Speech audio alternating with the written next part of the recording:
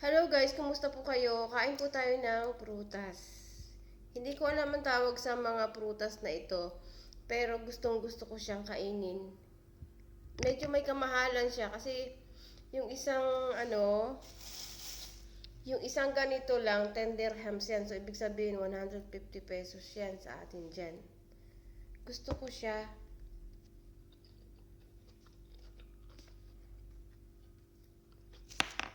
Masarap siya. Ito yung almusal ko. Itong dalawa na to. Nagsawa na kasi ako sa sa saging. Diba yung dati na binibidyo ko sa inyo dati, yung pinapakita ko mga saging. Nagsawa na ako kasi ganyan tayo eh. Walang paiba-iba yung gusto.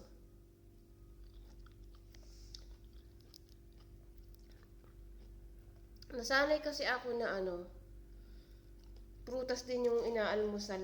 Kapag kumakain ako ng kanin, sa umaga inaantok ako. Hindi ako nagiging active lalo.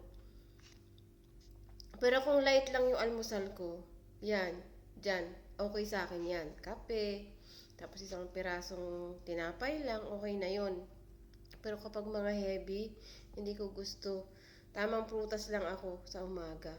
Or isang parota, ganun, isang basong kape. Okay na sa akin yun guys. Kumakain ako ng marami kapag tanghali o bago matulog. Kasi hindi ako makatulog kapag hindi ako busog. Baliktad, diba? Sabi nila bawal yung ganun. Dapat kapag matutulog ka na, 2 hours before, kakain ka na para hindi ka hihiga na busog.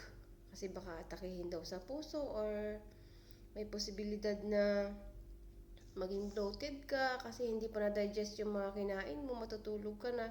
Pero sa akin baliktad guys, hindi ako makatulog nang hindi ako kakain. Pag kumain ako ng agad, nagugutom ako. So yun, iba-iba nga kasi tayo, 'di ba? So yun guys, thank you for watching. Kain tayo. Ayan po.